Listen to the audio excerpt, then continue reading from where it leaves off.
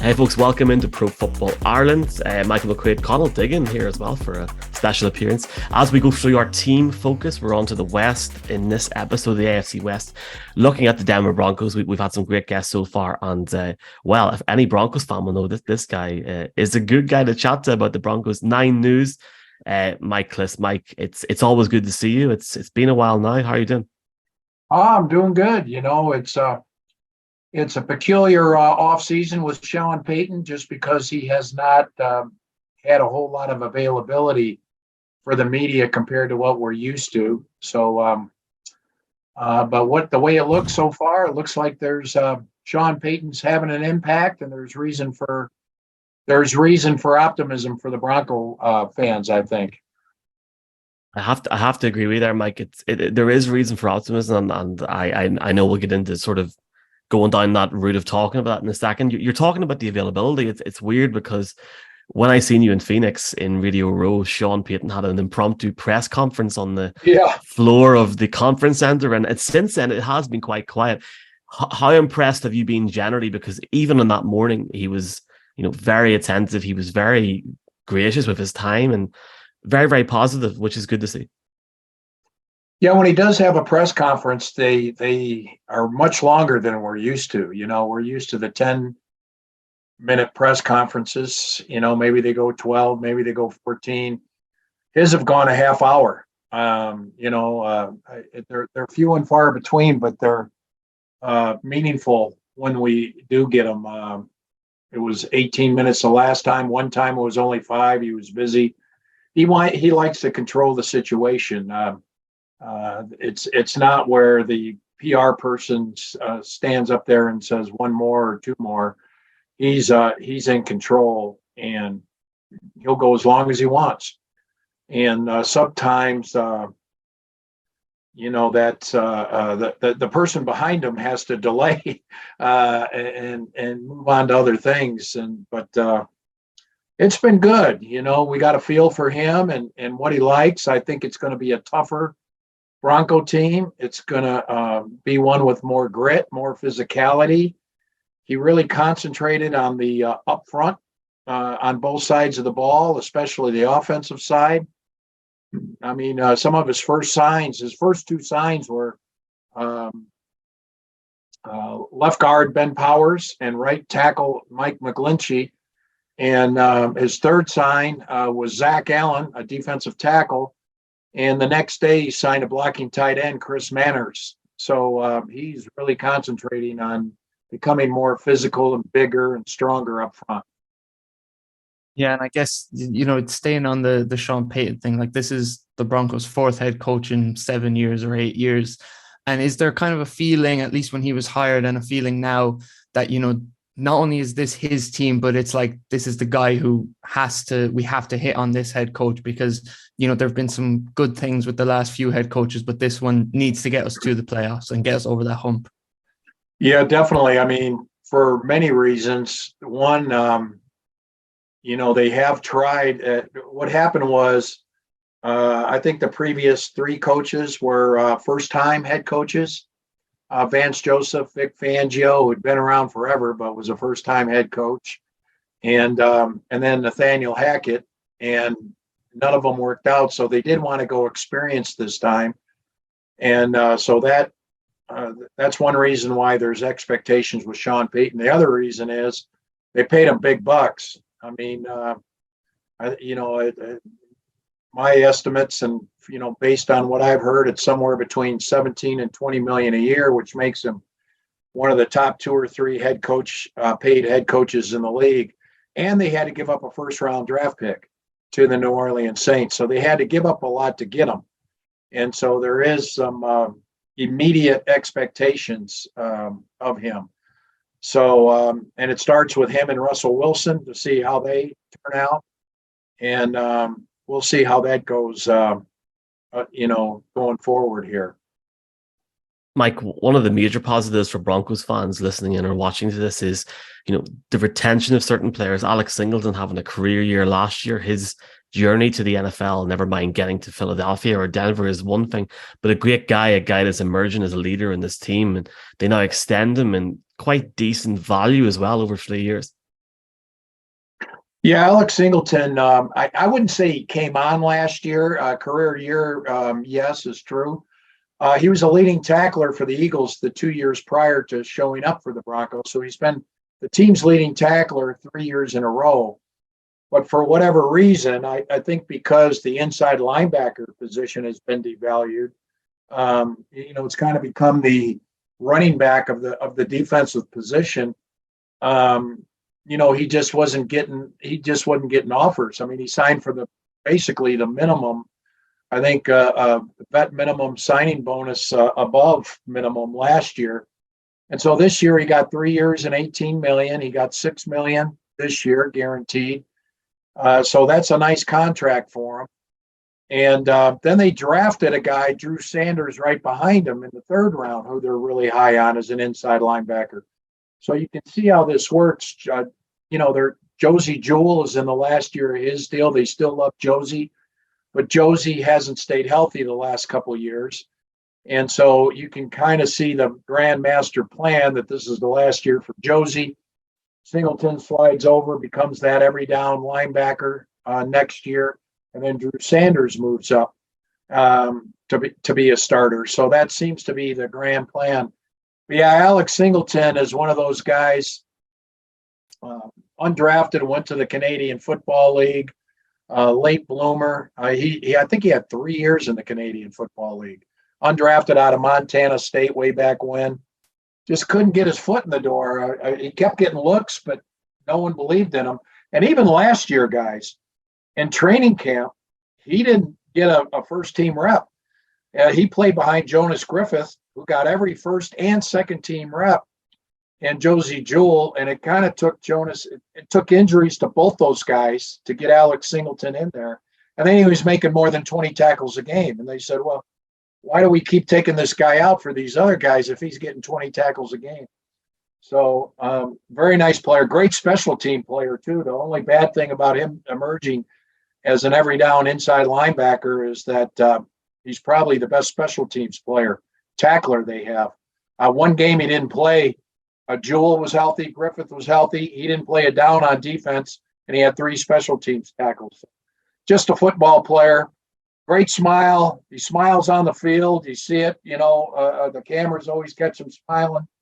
Loves football, and that's the type of guy you want, kind of as a role player if you're going to be a good team. Yeah, and you brought up kind of injuries there.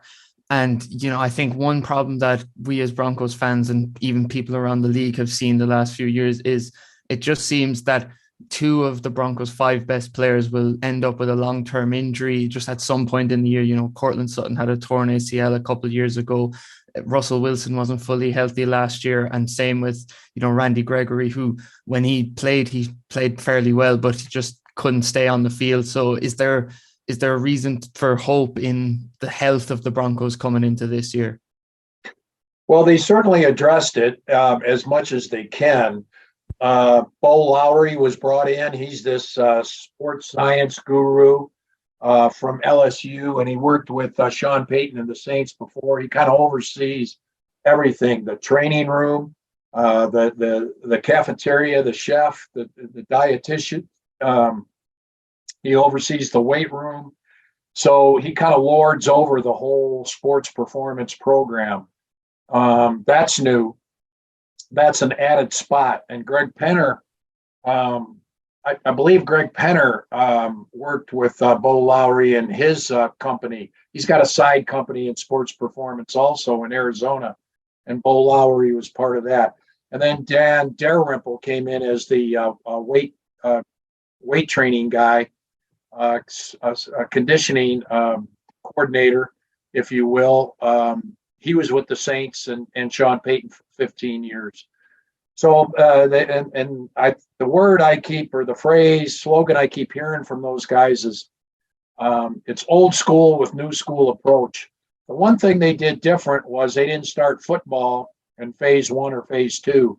They did nothing but conditioning and weightlifting for 2 phases before they got on the field for OTAs, and maybe that'll help. There is quite a few players on the side. They're not saying what the injuries are. and there's players in and out. I'm not sure it's any better or any worse than last year. I'll say this: they had Lauren Landau as their strength and conditioning guy last year, and he trains all the Olympic athletes and these MMM fighters. I mean, he knows what he's doing too. So we'll see if it's going to be a market improvement. But for whatever reason, injuries have plagued the Broncos in recent years. But to me, injuries always seem to go with bad teams. And I don't know what it is. I think some of this with the IR is you're out of it. Like in December, you get a lot of players put on IR because you're out of it. And if you're in it and you're a playoff team, you're fighting through the injuries and you're going to play through December and January. Well, if you're out of it, you're not going to play in December and January. You're going to rest up for next year, free agency.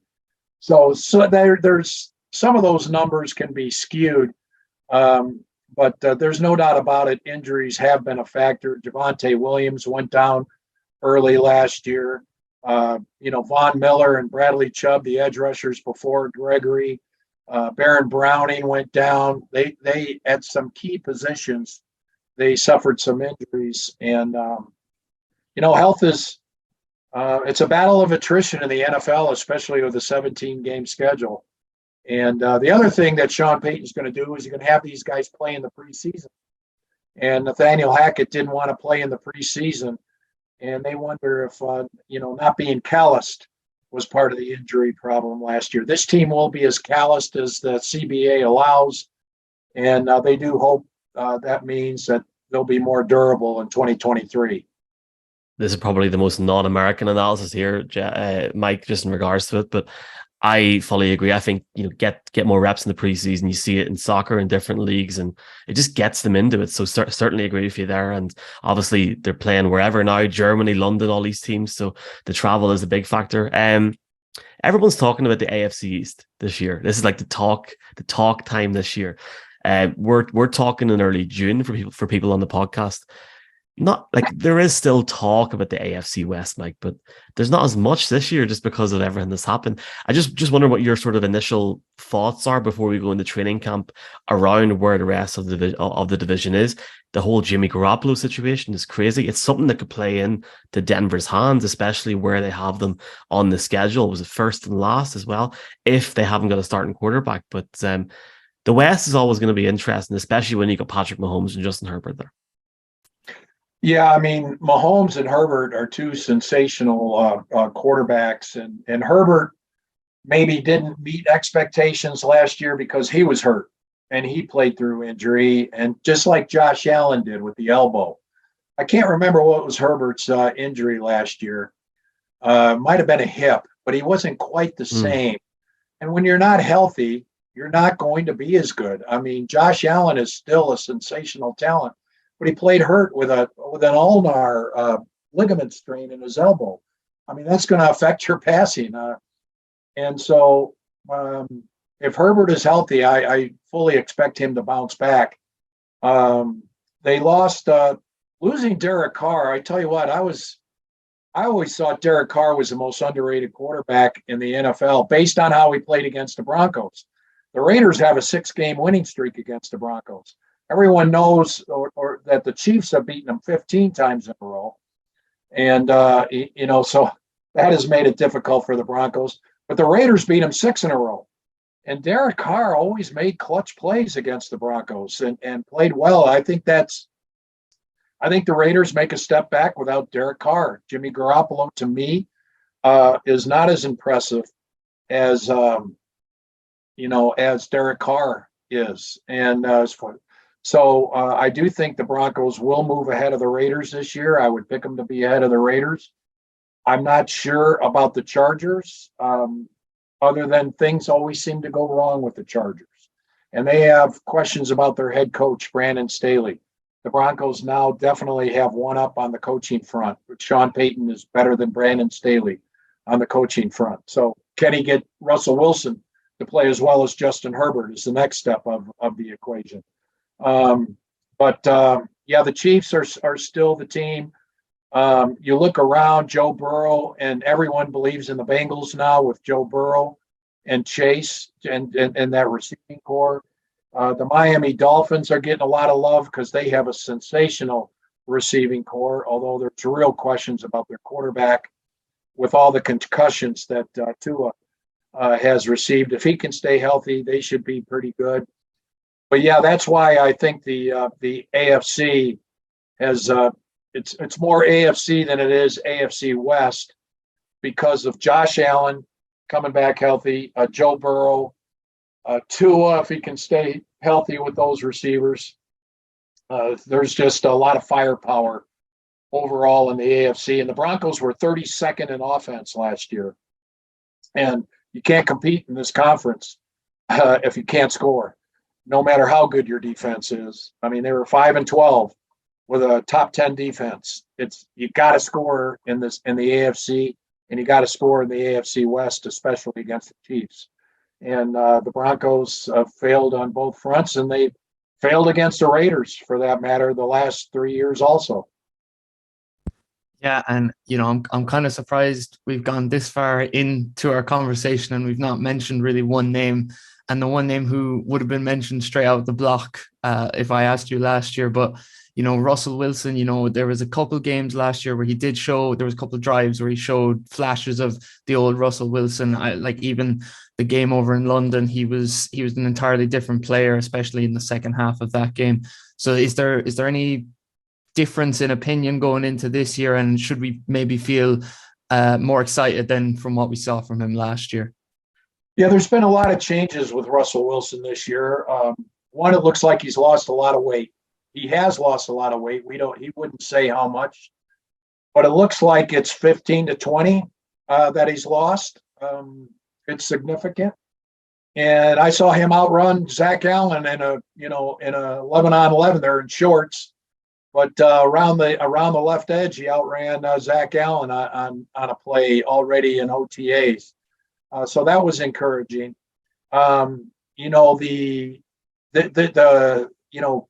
Russell being the number one guy, kind of the red carpet, the king of the team, that's gone away. And really his office that everyone talks about, Sean Payton didn't take it away. Greg Penner took it away. It happened with about 2 or 3 weeks at the end of last season that the team management went to Russ and said, look, it's probably a good idea if we take away all these special privileges we gave you when the trade was made. So the office has been taken away. They no longer have his personal coaching staff in the building and attending the workouts. It's just Sean Payton's coaches. That's one thing that Sean Payton has done also. So it's not Russell Wilson and everybody else. That perception has been taken away. When Russ had his first press conference, he was different. He always had these motivational, long-winded slogans and happy, joy, nothing ever bothered him. He was a lot more clipped in his answers, a lot more direct, still more positive than any man you're ever going to meet, and because that's who he is. That's truly who he is.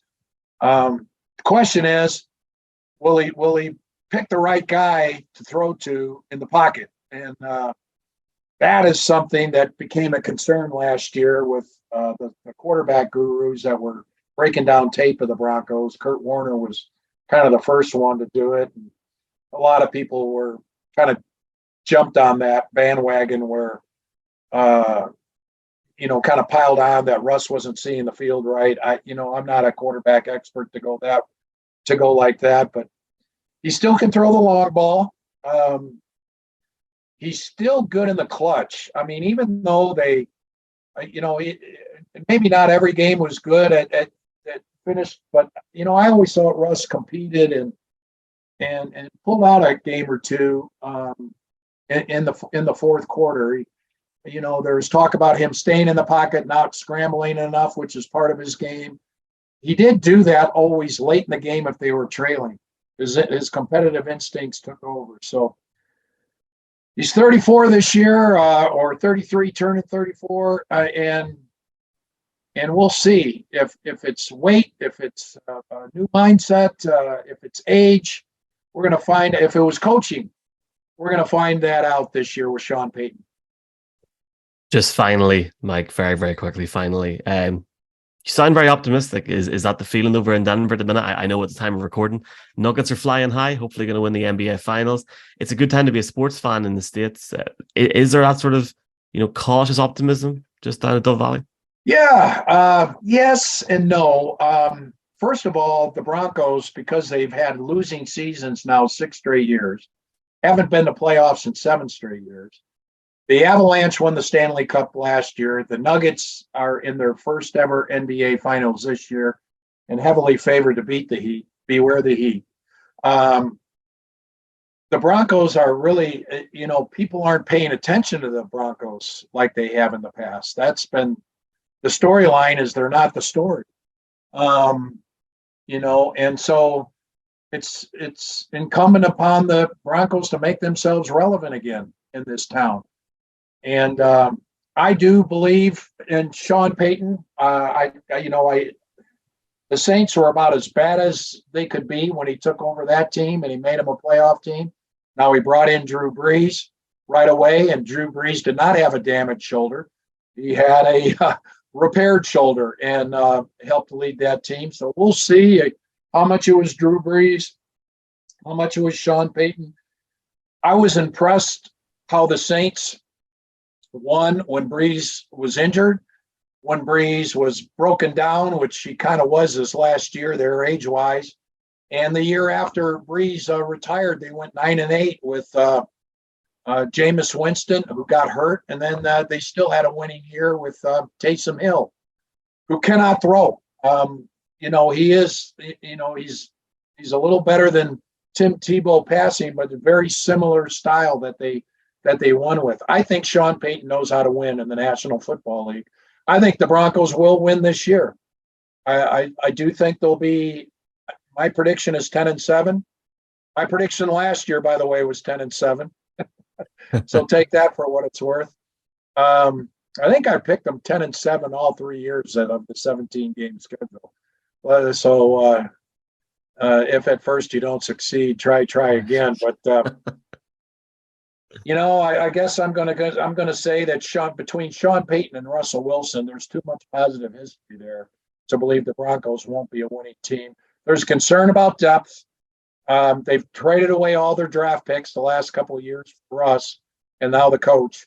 So there's concern there if they get injuries again. But I think Sean Payton and Russell Wilson together, this team will be 10-7. Still may not beat the Chiefs. Still won't beat the Chiefs for the AFC West. But 10-7 might get them in a first-round road playoff game and see what happens there. Take it and run.